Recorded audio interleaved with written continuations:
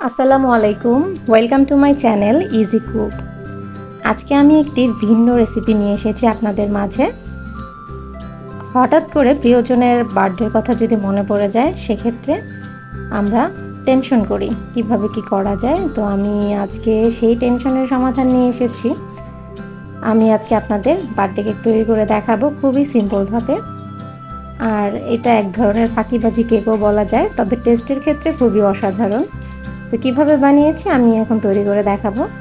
তো আমি এখানে 10 টাকা দামের চকলেট বিস্কুট, এটার নাম হচ্ছে চকোফান বিস্কুট, সেগুলো দিয়ে কেক বানাবো। তো প্রথমে আমি বিস্কুট থেকে ক্রিমগুলো আলাদা করে নিব।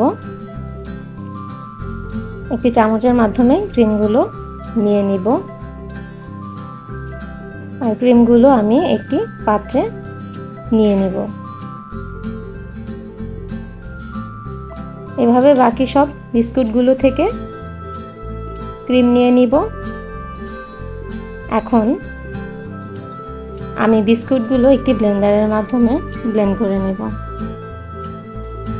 তো ব্লেন্ড করার পরে আমি এখানে শুকনো উপকরণগুলো দিয়ে দিব। এখানে আমি 2 টেবিল চামচ চিনি নিয়ে নিব এবং দিয়ে দিব হাফ চামচেরও একটু বেশি পরিমাণের বেকিং পাউডার। তো আমি এগুলো একটু মিশিয়ে নিব। এখন আমি হাফ কাপ পরিমাণের লিকুইড দুধ দিয়ে দিব। আর আমি একবারে দিচ্ছি না, একবারে দিলে সেক্ষেত্রে দেখা যায় যে বেশি ব্যাটারটা পাতলা হয়ে যেতে পারে। তো আমি 2 থেকে 3 বারে দিয়ে দিব। তো আমি একটি হ্যান্ড উইস্কের মাধ্যমে ভালোভাবে মিশিয়ে নিব। আর একটু ধৈর্য সহকারে মেশাতে হবে মিশ্রণটি। যখনই মিশ্রণটা একটু ঘন এবং স্মুথ হয়ে আসবে, তখনই বুঝে নিতে হবে মিশ্রণটি তৈরি হয়ে গেছে। এখানে আমি একটি মোল্ডের মধ্যে একটু তেল ব্রাশ করে নিচ্ছি এবং এখানে আমি একটু আটা দিয়ে ছিটিয়ে নিব, যাতে করে কেক ভালোভাবে মোল্ড আউট করা যায়। আর এখন আমি মিশ্রণটি ভালোভাবে নিয়ে নিচ্ছি। আর এখানে আমি একটি কাঠি দিয়ে এভাবে করে নিচ্ছি, যাতে করে ভিতরে কোনো ধরনের বাবলস না থাকে, এবং একটু ট্যাপ ট্যাপ করে নিচ্ছি। তো আমি যাব নেক্সট স্টেপে। এদিকে আমি প্রায় 10 মিনিটের মতো প্রিহিট করে রেখেছি।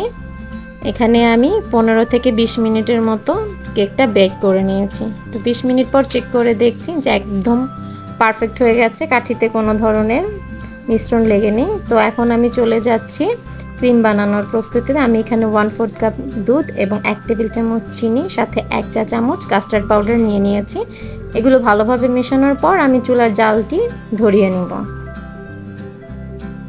তো খুব ভালোভাবে মেশানো হয়ে গেলে আমি এখানে দিয়ে দিব চকলেটের পিসগুলো, আর দিয়ে দিব সেই বিস্কুট থেকে রাখা ক্রিমগুলো। আর আমি মিশ্রণগুলো প্রায় 3 থেকে 4 মিনিট মিডিয়াম ফ্লেমে রান্না করেছি। তো ভালোভাবে নাড়াচাড়ার উপরে রাখতে হবে, তা না হলে লেগে যেতে পারে।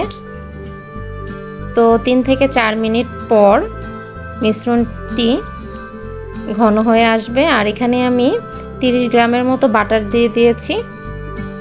মিশ্রণটি ঘন হতে শুরু করেছে। যখন মিশ্রণের ঘনত্ব এরকম হবে আঠালো এবং কালারটাও চেঞ্জ হয়ে কালো হয়ে আসবে, তখনই বুঝে নিতে হবে যে মিশ্রণটি তৈরি হয়ে গেছে।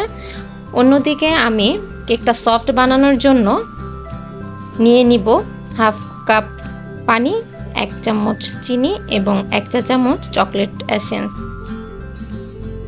তো আমি এটা ভালোভাবে মিশিয়ে নিব। আর এদিকে কেকটা ঠান্ডা হয়ে এলে আমি মোল্ড আউট করে নিচ্ছি।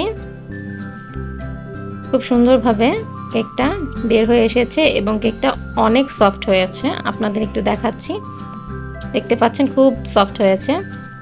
এখন আমি একটি ছুরির মাধ্যমে কেকটি মাঝখান বরাবর কেটে নিব। ভিতরটাও খুব সুন্দর হয়েছে। আর সেই সিরামগুলো যেটা আমি তৈরি করেছি একটু আগে, আমি এটার উপরে ছিটিয়ে দিব। আর এখন আমি ক্রিম থেকে কিছু ক্রিম মাঝখানে লেয়ার করে দেব।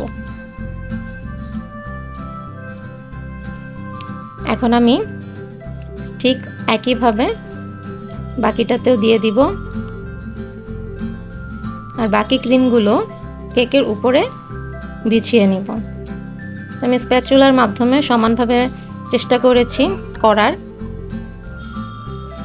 তো আর একটু সুন্দর করা যেত, কিন্তু বাসার ছানাপোনারা অনেক ডিস্টার্ব করেছে খাওয়ার জন্য, তাই একটু তাড়াহুড়া করেছি আমি।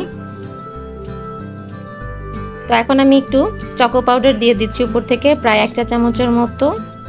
এটা আসলে ডেকোরেশনের জন্য দিচ্ছি, দেখতে যাতে একটু সুন্দর লাগে।